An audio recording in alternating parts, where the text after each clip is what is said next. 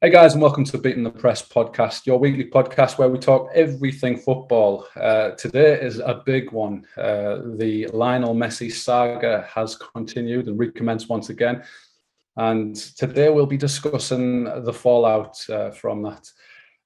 They once said that Messi couldn't do it in a cold night in Stoke, so I think he's about to prove otherwise, or is he? What do you reckon, Ty? Another question that, yeah. I by the way, hope you're doing all right. Don't ask me how I'm doing straight to Messi. But to be fair, I do say Messi's more important than me. Absolutely. Yeah, I mean, we'll find out if it's a League Cup game anyway.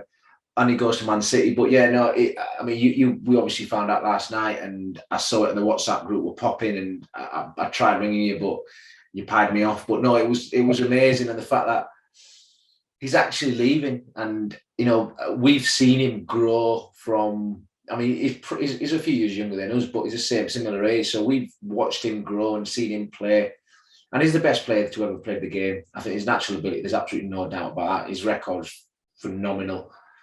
The blame squarely lies on the previous president at Barcelona, the previous board at Barcelona, because who they bought and what they bought was just ridiculous, and now it's come back to bite them on the ass. Just to give people an understanding, and if it's the first time you're listening to us, to understand what's going on in the Messi situation, basically Barcelona cannot sign him because his wages will not financial fair play does not allow them to sign Messi on with the current wage bill they have. They've tried over the summer to get rid of PK, Griezmann, a few of the high earners to make room for Messi. Unfortunately, the players haven't wanted to move on, or they haven't had a buyer, or for whatever reason, they've just not been able to shift him. So this Messi deal has now come to head. They did try to restructure the deal, so they paid him basically 2 years' wages across 5 years, just to try and basically play around the rules. Unfortunately, La Liga have said now no. They did offer them a solution, which Laporte thought about long and hard. Unfortunately, he turned it down because it meant Barcelona would have had to mortgage basically themselves for half a century. Now, Messi has got a couple of years, 3 years left in Barcelona, you'd imagine. At the top, he's 34. So, I mean, obviously, he's been phenomenal, but Barcelona have obviously got to think of the club. And I think it's the right decision to make. But the rest of the world are more excited about the fact that he's going to go play for someone else. So it looks like he's going to go to Man City or PSG, but he could go elsewhere. So I'll ask the question to you. Where do you think he's going to go, and what are the pulls for him to go to said club? I just going back to yesterday, when I heard the news, the first thing that someone sent to me was a screenshot. And the screenshot was the Barcelona Twitter account, and they were basically saying that we couldn't agree terms. Messi's leaving, and there was a comment underneath it, and it asked, "What's the source?" As if, like, where did you get that news? Like, it's a Barcelona Twitter account. Like, it just cracked me up. But yeah, it's absolutely amazing. Like, we thought that it ended. We thought that was it. He'd be signing on.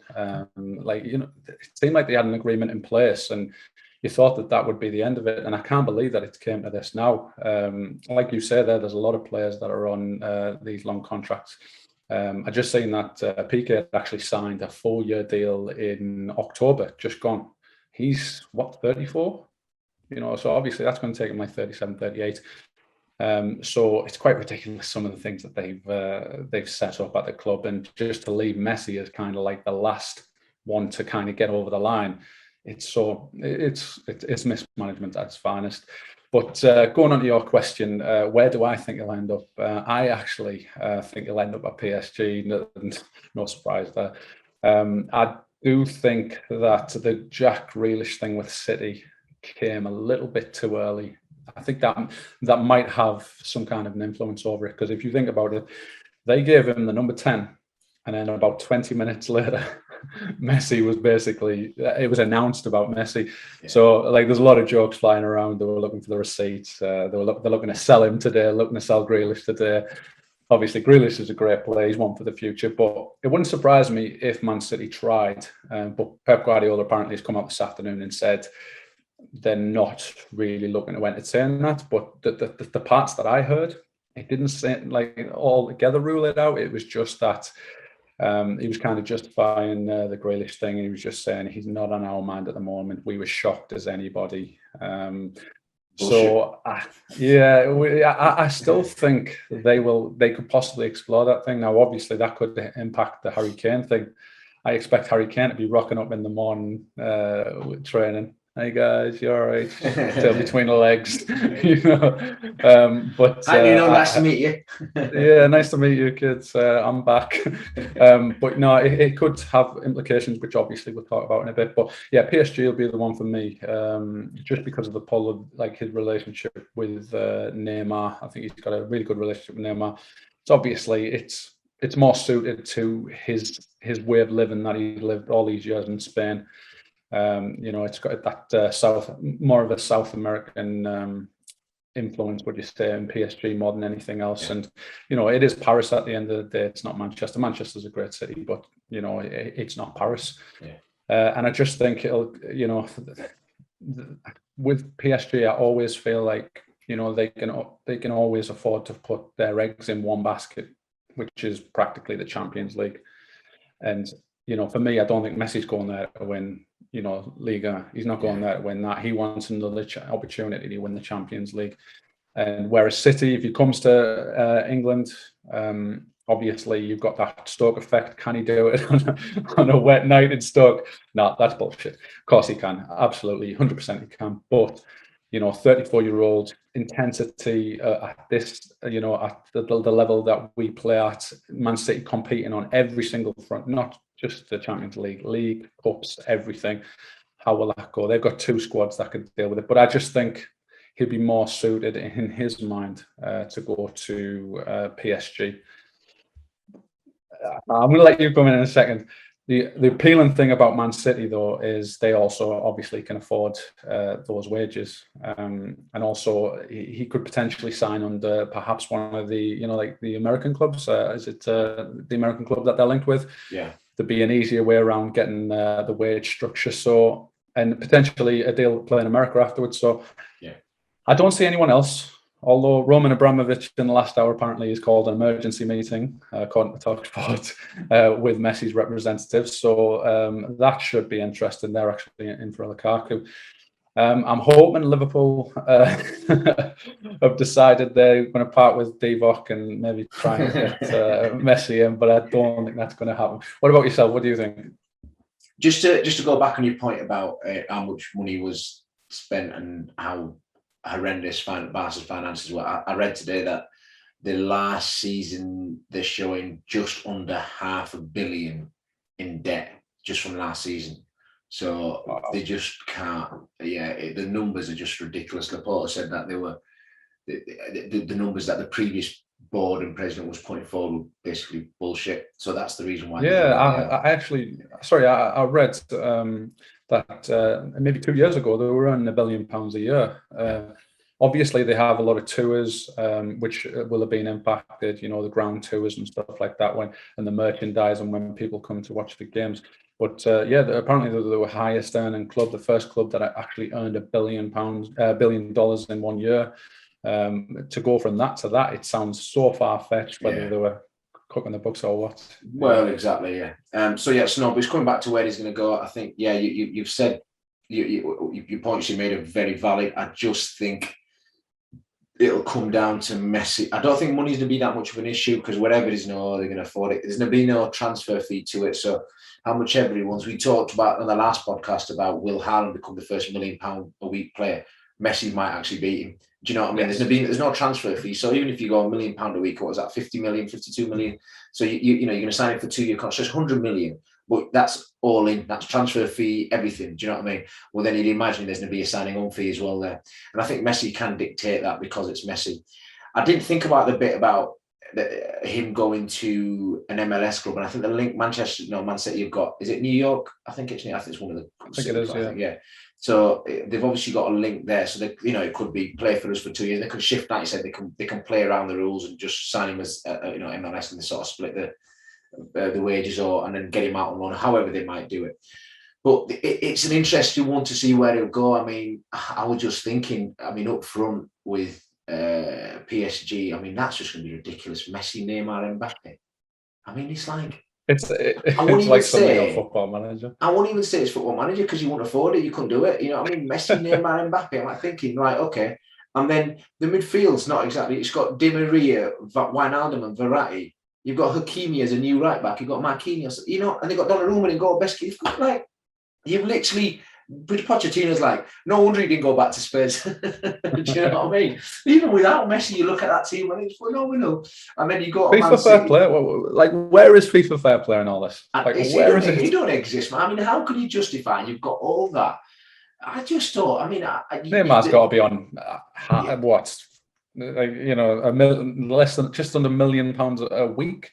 Yeah. Mbappe, like maybe 500 grand a week. Yeah. The other thing is, if he goes, is it going to be a 2 or 3 year contract? You know what I mean? How much is his father going to ask for?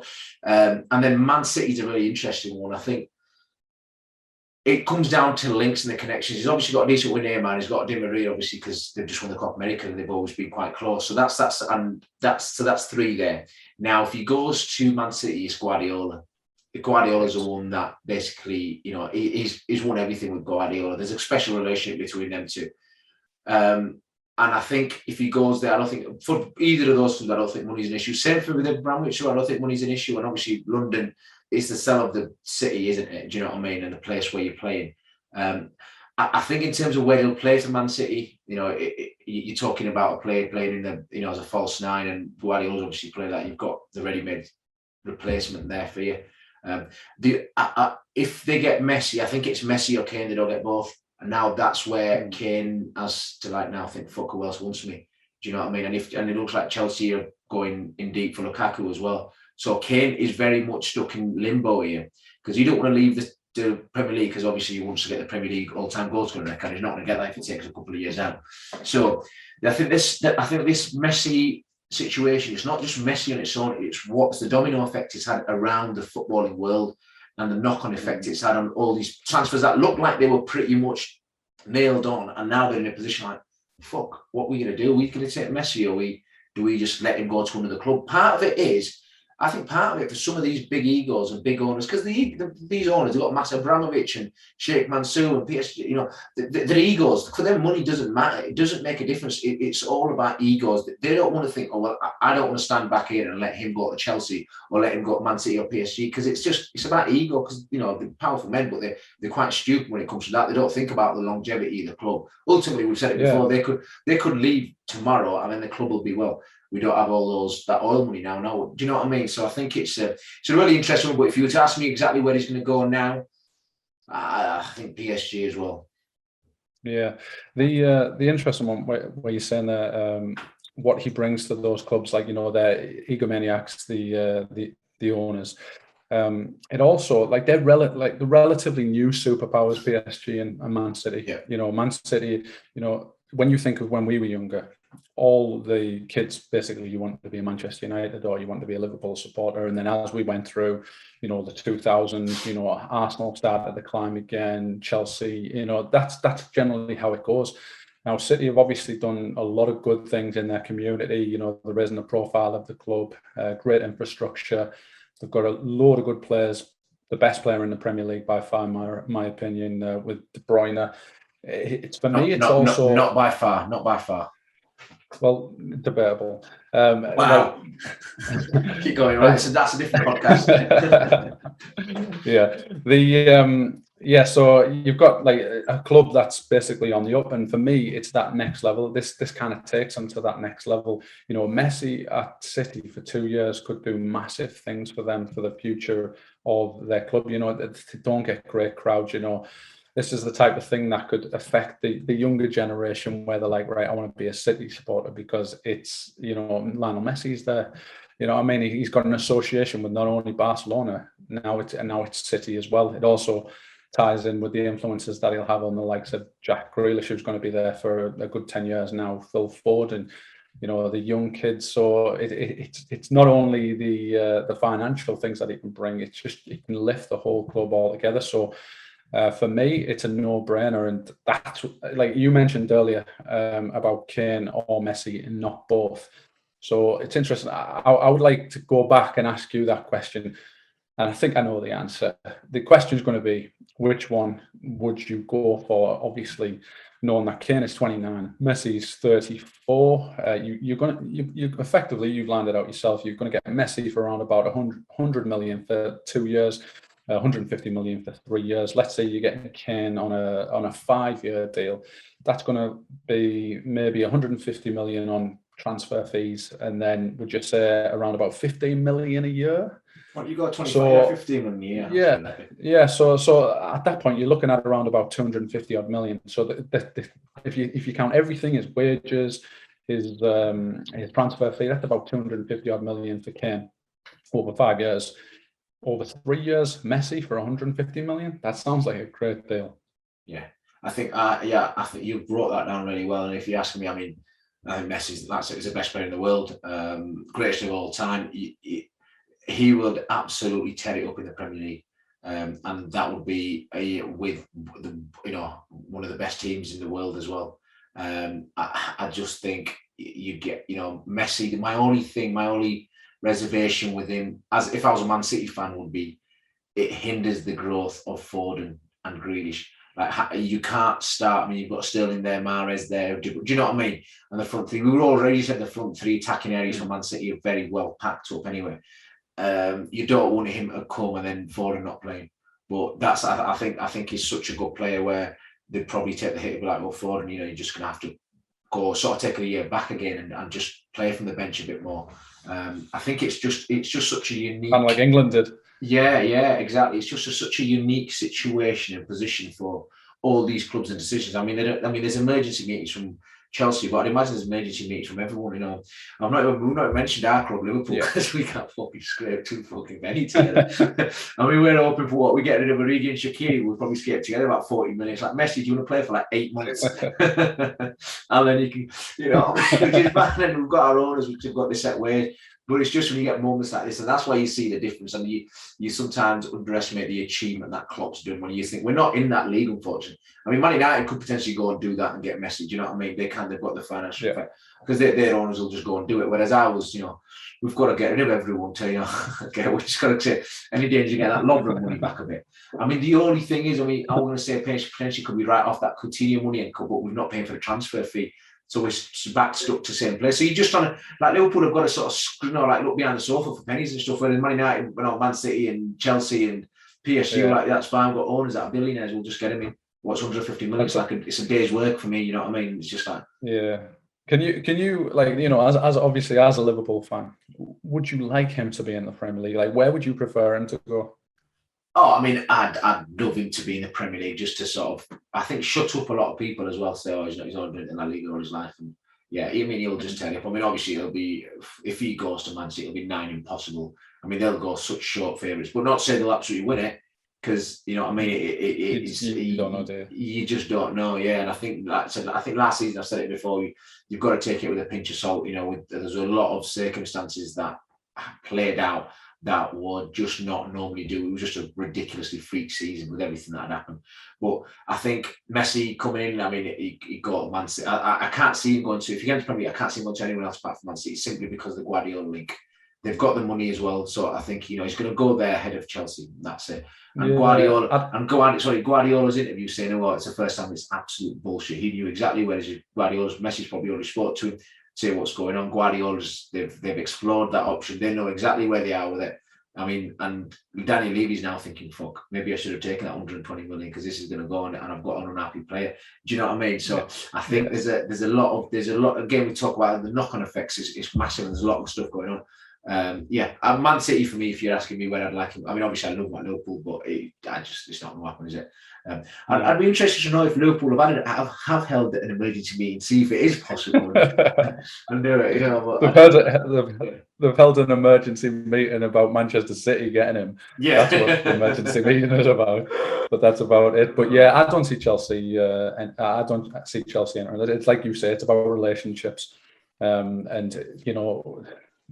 I'm struggling to think of a solid relationship that he would have with anyone at Chelsea. You know, he doesn't need to really go to Chelsea, like anywhere for the money, because regardless of where he's going to go, he's going to get what he wants. He's going to say, "This is my fee, pay me it," and you know they're going to be able to pay it effectively.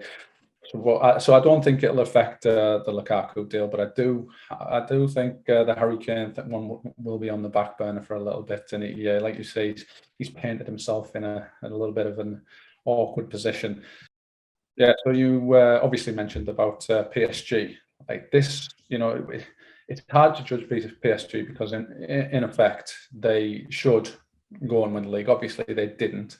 This is actually probably Lille's fault. this everyone that they've signed, this is Lille's fault. So if they go on to win the Champions League, this is on Lille. But yeah, they've made some great signings this year. But normally you would expect PSG to win the league. And obviously the Champions League is a game of, you know, it's over 2 legs. It can be won and lost in 20 minutes effectively. But do you think this gives them that maybe the final push that they need, because they were almost there?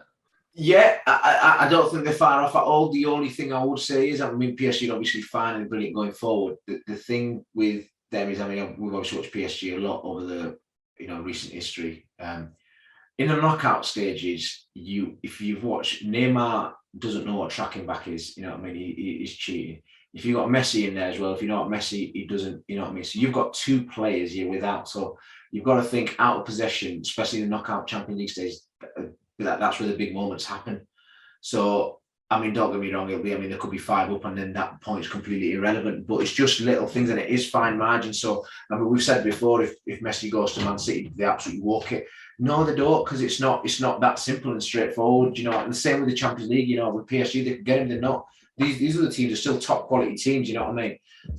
It's not like when Messi was with Barcelona. I mean, Barcelona were a poor side, exactly. They still have top players, but they still got beat, do you know what I mean? So, yes, it gets them closer. Absolutely, they become one of the top favourites, you know, like probably the favourites.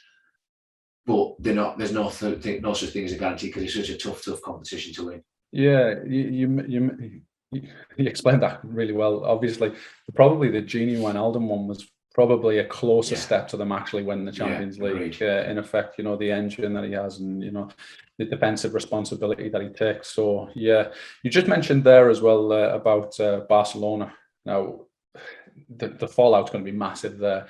What do Barcelona do from here? Because in effect, they're a club that's been going backwards for a while now.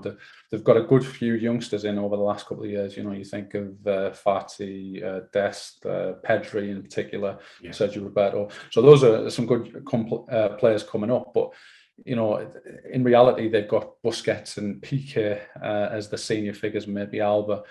It's not someone now who's going to be able to drag them out of the fire effectively. I do, for me personally, I see them going backwards for a couple of years, and I can see them falling behind both Real Madrid and Atletico Madrid. What do you think, What do you think about Barcelona's near future? I mean, this was going to happen one day. You know, unfortunately, it just was going to. Unfortunately, there's nothing. You know, you can't play against time. You know, the time don't stop for no man. The old saying goes, isn't it? I mean, I think it started going when obviously Xavi and Iniesta moved on, because for Busquets, Xavi, and Iniesta, and Messi, you know what I mean? They were fucking unbelievable together. Yes, but I don't think they're going to be as bad as you think. Yeah, I think they've still got some top players, you know, like unbelievably top players. I mean, we obviously watched Pedri in the flesh. That he is going to be like a future Ballon d'Or winner. You know what I mean? He's brilliant. I mean, he played in that semi-final against Italy, and you talk about players being brave and taking responsibility. Wow. I mean, obviously, I was in the Italy camp, but he could not fail to be impressed by how good he was, and he was special, and he's going to be special. They've still got some good players. You know what I mean? It's not suddenly they just died a death and they've gone. Busquets obviously so good. PK's obviously getting on. And then you've got Griezmann, you've got Coutinho, who do you think is going to be getting to play a bit more? Yeah, exactly. De Jong, they've got they've got Fred, exactly. Yeah, they've got Memphis Depay as well. So they're going to be a good side. You know, they'll still finish in the top 4 in the Spanish La Liga. They'll be in the knockout stages of the Champions League, and then it just comes down to those fine margins. I don't think they're that far away. It's going to be a rebuild job. It is. You can't go from having the best player in the world of all time to then suddenly losing him and be the same team. You're not. It's just not going to happen, unfortunately. But they've got enough ability in there to get closer to where they want to be. So I don't think so doom and gloom. I think this is a decision where I'm trying to find the right analogy in my head. It's like it was an operation that needed to be done, knowing full well it's going to be really painful, but the other side of it, it's really good. It's almost like when you throw up, you know it's going to be shit, but then as soon as you've thrown up, you're like, it's better. This is where it's at, I think. And I think it's a good way for Barcelona to sort of move forward and look forward, because this moment was going to happen, whether it was today or whether it was going to be in 2 or 3 years, it was going to happen. And the fact is just... I love that nightclub analogy. I'm loving that. It's like when you want to throw... Or when you want to pull off a plaster, when you want to rip off a plaster, you know it's coming at some point, and that's it. But I agree with you. It can only benefit him in the long run. He's been great for them. I just feel like I feel really sad for how it's ended for him. Yeah. He should have went out in front of a full house at the Nou Camp. They should have been chanting his name. They should have had a walk off in the 89th minute or whatever it is, and just say a proper goodbye, not a daft little tweet that they put out and a little statement. No statement. Whatever you put out could not do him justice. No compilation. No compilation. What he's done for the club, what he's done for the league, and that's the one thing I wanted to touch before we ended. The league, it's massive for the league that he is he's effectively Barcelona and Real Madrid, and then shortly followed by Atletico. Now they have obviously massive TV rights deals with around the world. That's based upon once upon a time Ronaldo v Messi. Then you've got Messi holding it up. Now Messi's gone into Barcelona and Real Madrid with no superlative player. It's just them two now. Do they still? I'm presuming that they still will have the biggest bargaining chips when it comes to TV deals, but will they have as much power? That's the thing. You're absolutely right. I think just a few things you said. What he did for Barcelona, I think, and what he did for the league, what he did for football. I think that's, do you know what I mean? That's the biggest. What he did, he changed the game. He changed how you saw great players. He raised the bar, you know what I mean? And he did stuff with such humility as well. There was no arrogance about it. He was just unbelievably brilliant. I mean, and just one other thing before we sort of wrap it up was, Messi's obviously the number one at Barcelona. He's always been the number one, and there's players moved on because they've not been able to do that. Now, the slight issue and problem, I think, I don't think it will be, but there is a chance of that. Whoever he goes to, whether it's PSG or Man City, he's going to be top dog. So whoever else was there was sort of potentially top dog or calling the shots. You're not. You know what I mean? This is Lionel Messi. You can sit your ass down. You know what I mean? You're playing second fiddle to me. So there is a bit of that as well, and how that pans out and plays out. That'll be really interesting. There's so many unknowns in there. I mean, obviously he'll be playing in a different league as well. And just one final, we spoke about PSG's team and who they've signed and got. They've also got Sergio Ramos. Can you imagine? You imagine Ramos and Messi together in the same team after all those El Clásicos? I'm just like, there's just so many, like, what's going to happen? I'm just like, found out yesterday, and I was shocked. And now there's so many subplots are so good. I was looking, it's just bonkers, but it's exciting, isn't it, for the average Joe? Yeah, you mentioned there, like Neymar, Neymar left Barcelona to kind of get out from Messi's shadow. How is he going to respond to that? That's going to be something that's going to be brilliant. And then, you've got Mbappe who's starting to emerge as, he's trying to get his elbows out a little bit. And, now he's going to have to shrink down a little bit again, or potentially move to Real Madrid.